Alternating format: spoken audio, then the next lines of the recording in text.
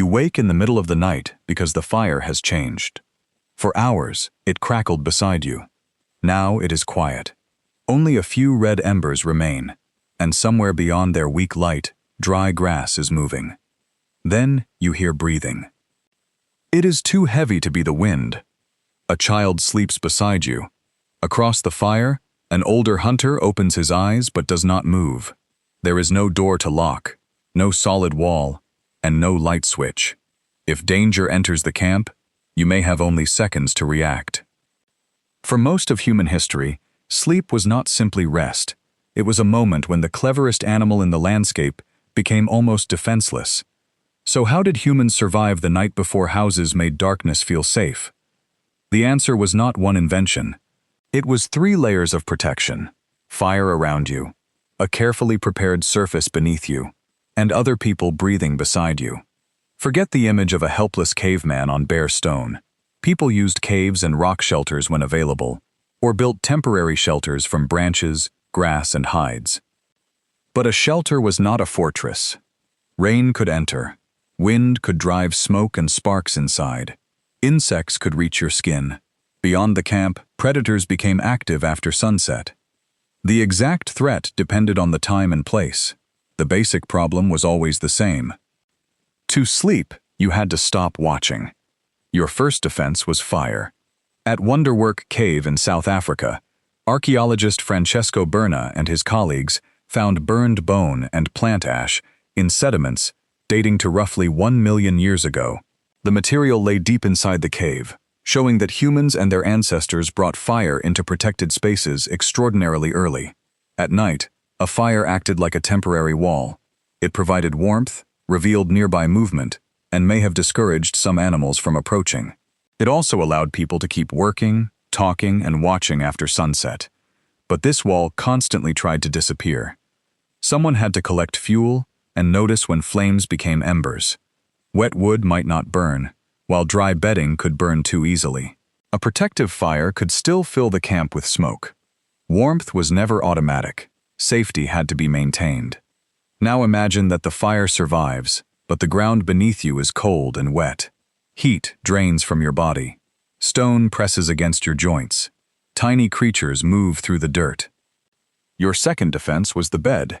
In 2020, archaeologist Lynn Wadley and her team reported microscopic remains of grass bedding from Border Cave, near the modern border of South Africa and Eswatini. The oldest bedding was at least 200,000 years old. These grasses had not simply blown into the cave. People gathered broad leaves and placed them near the back of the shelter, creating areas for sleeping and working. The grass lay over ash, and older bedding was sometimes burned as part of maintaining the space. Dry grass trapped insulating air between the body and cold ground. It softened stone and separated skin from mud and crawling pests. Ash may also have discouraged insects. The prehistoric bed was simple technology with a serious purpose. Comfort helped keep you alive. Yet fire could fail, and bedding could not warn you when something entered the camp. Your strongest defense was not an object at all. It was the group. Archaeology cannot identify who opened their eyes at every unfamiliar sound 40,000 years ago. But research with living hunter-gatherer communities offers a cautious clue.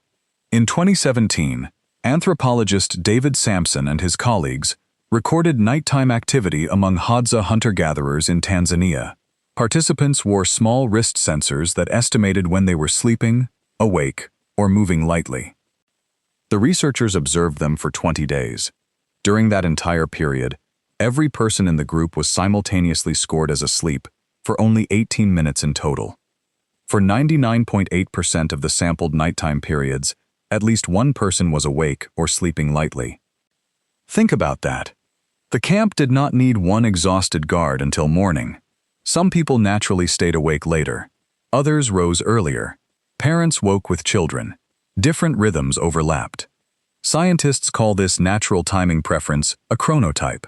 It is why one person feels like a night owl, while another wakes easily at dawn.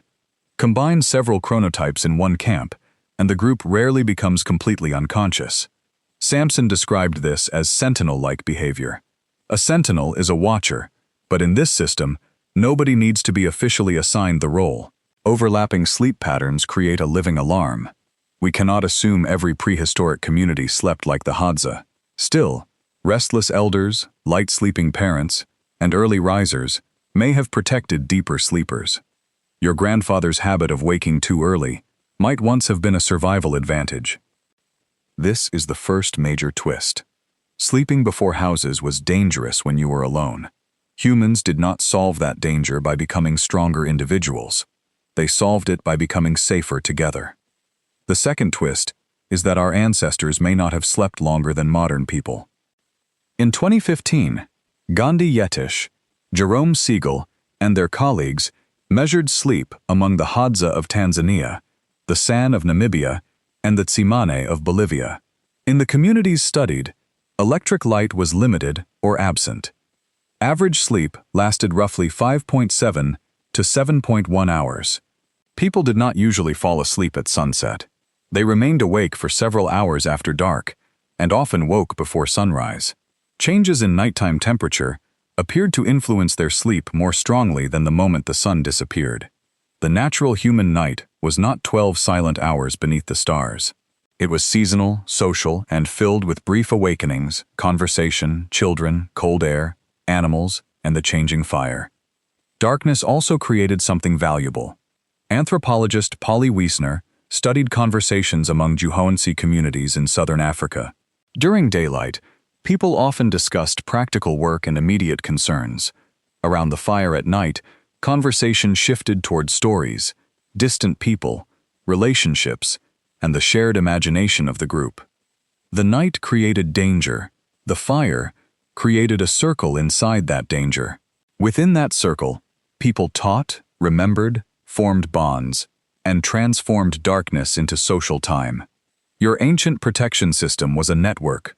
One person gathered fuel, another recognized tracks, someone prepared dry grass, someone soothed a child, someone woke when the sound beyond the fire did not feel right.